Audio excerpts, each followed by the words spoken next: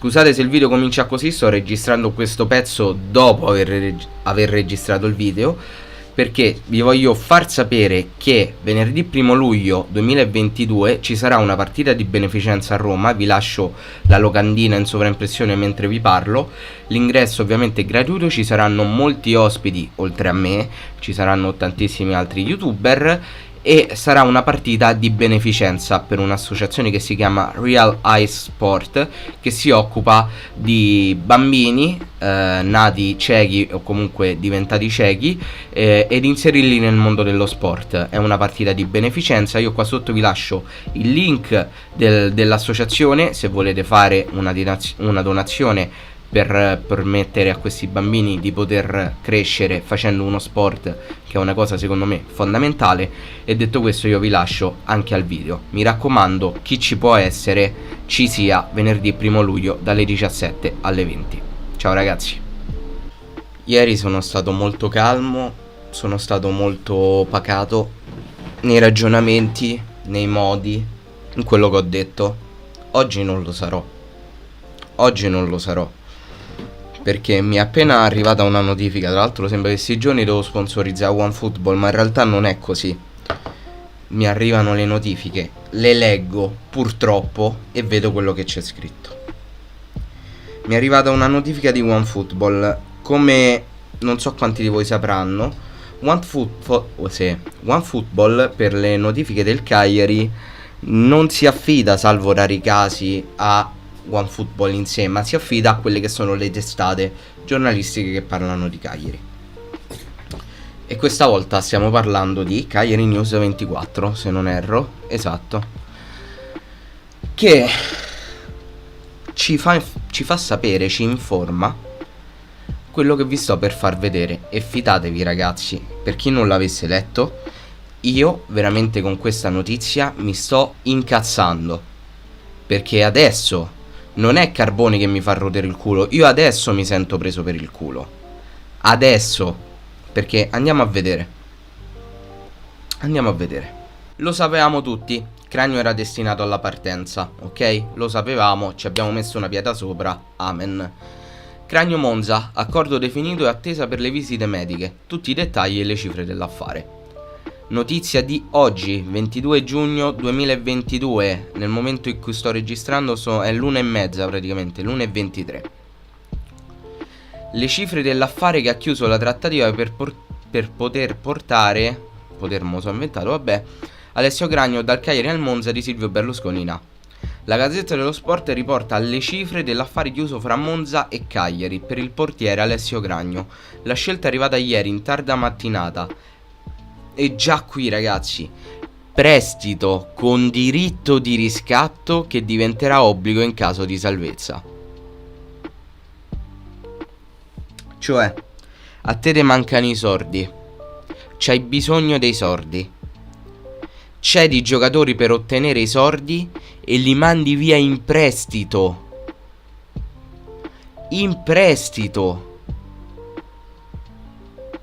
Poi tra l'altro ovviamente non è la cifra assoluta, però per farvi più o meno capire, no? Allora, cerchiamo Alessio Cragno, giusto per capire più o meno il valore che gli dà Transfermarkt.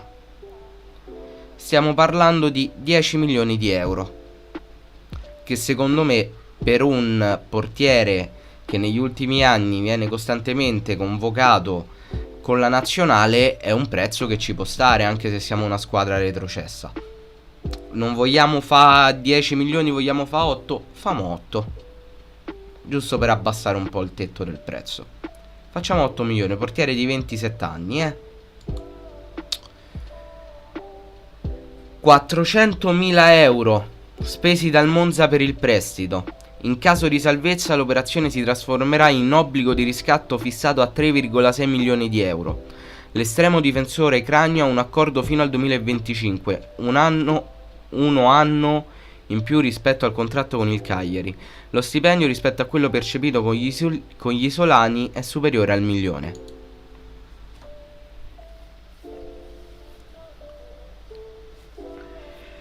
Cioè, ci stiamo prendendo le briciole. 400.000 euro di prestito. 400.000 euro. E se il Monza si salva, il riscatto, cioè tutta la cifra dell'operazione, andrebbe a sbattere sui 4 milioni di euro.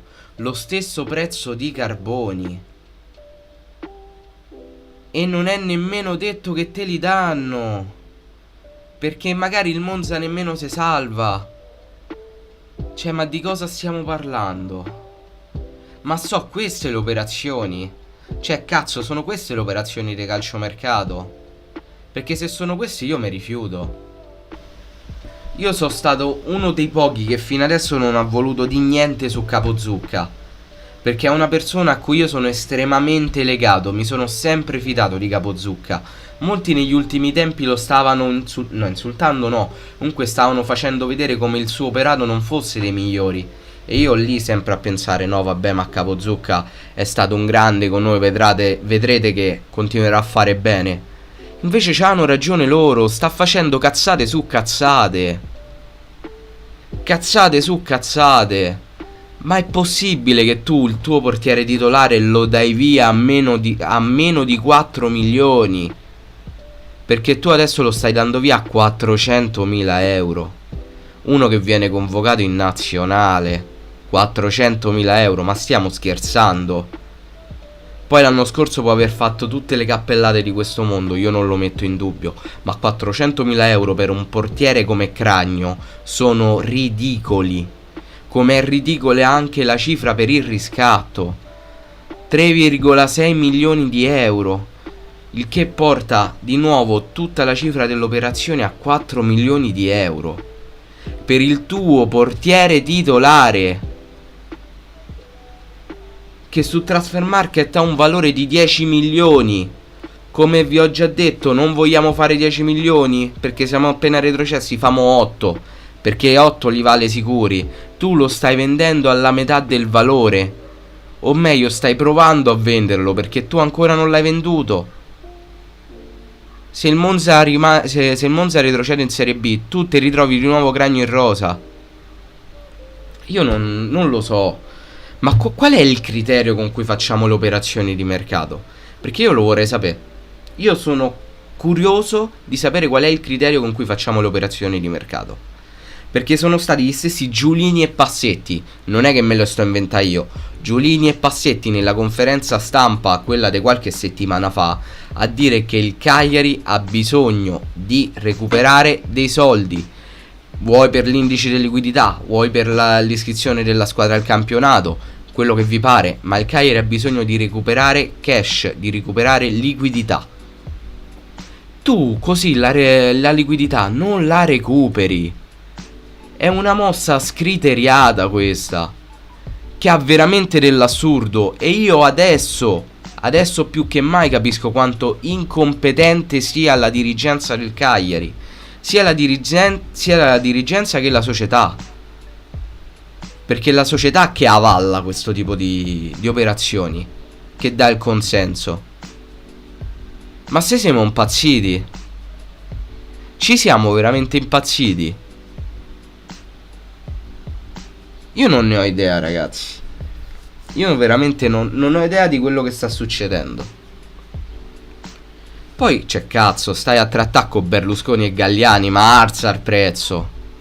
Ma vuoi che 1,5 milioni almeno non te lo danno per il prestito? Tu c'hai bisogno dei soldi adesso. Adesso. Io veramente raga, non capisco. A me è questo che mi fa rodere il culo. Io oggi mi sento veramente preso per il culo. È qua che posso dire veramente dirigenza e società incompetente, perché questo tipo di operazione non ha né capo né coda. Cioè Carboni è la punta dell'iceberg. Carboni è veramente la punta dell'iceberg. Io non ho parole. Non ho parole. Cioè davvero, questa cosa annulla completamente il trasferimento dei Carboni, secondo me. Ma proprio lo annulla. perché è più accettabile, almeno ti danno tutti i soldi subito. Poi c'è il dispiacere, c'è quello che vi pare, non lo metto in dubbio. Come ho già detto, bisogna anche vedere quanto è colpa della dirigenza e quanta del giocatore. Io questo non lo so e non lo saprò mai, però lo tollero di più. So 4 milioni così sull'unghia, cash, via, subito.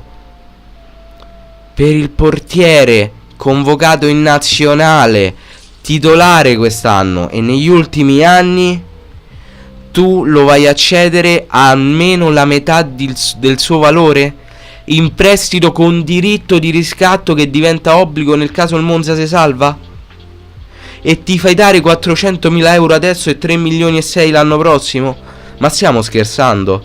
Stiamo diventando la barzelletta d'Italia. Stiamo diventando la barzelletta d'Italia. Siamo gli unici a cui fanno schifo i soldi, perché nelle trattative ci devono mettere le contropartite tecniche, i prestiti con diritto di riscatto, i prestiti con obbligo legati ad alcune condizioni sportive. Ma noi se famo piscia in testa e se famo di che piove, regà. Ma se sta ma rende conto? Mo ci ha detto culo con Tramoni che dal Brescia è tornato al Cagliari perché Cellino non l'ha voluto riscattare. Ma vogliamo parlare de Vicario? Non lo so. Vogliamo parlare di Sottil, che è palesemente non l'hanno fatto giocare le ultime giornate perché sennò il Cagliari era obbligato a riscattarlo. Obbligato. Non lo so. Siamo una squadra di pagliacci, sia dentro al campo che fuori dal campo. Facciamo ridere i polli perché questo tipo di operazioni sono veramente incomprensibili. E non c'è nessuno che prova a dare una spiegazione a quanto stia succedendo. Ma coglione io che ci spero, perché non l'hanno fatto, non hanno chiesto scusa per una retrocessione. Figuriamo, meglio, chi doveva chiedere scusa per la retrocessione non l'ha mai fatto, figuriamoci se vengono a chiederci scusa per questo tipo di operazioni, perché ripeto, non ha alcuna logica. Io oggi veramente mi sento preso per il culo, perché tu non puoi venire a fare queste operazioni simili. A che pro poi? A che pro? È vero, ti stai liberando di un giocatore che non voleva rimanere, questo lo sapevamo tutti. Perfetto, lo cediamo, ma lo cediamo veramente. Non è che se famo da una parte dei soldi adesso perché va via in prestito e poi l'anno prossimo se il Monza si salva perché c'è l'obbligo di riscatto in caso di salvezza. Ma che cazzo mi rappresenta? Ma cazzo, allora vado a fare io il DS al Cagliari. Magari combino qualcosa di meglio. Non lo so. Ridicoli, siamo veramente ridicoli. Io oggi veramente non me l'aspettavo. Cioè non me l'aspettavo. Ste figure di merda così non me l'aspettavo. Se fammo mettere i piedi in testa da tutti. Ci facciamo mettere i piedi in testa da tutti. E fammo pure pippa, stiamo pure zitti. Ma la colpa non è nostra, perché noi si ribelliamo. La colpa è della dirigenza e della società, come sempre da 8 anni a questa parte. Mamma mia, che bell'anno che ci aspetta, ragazzi. Che bell'anno.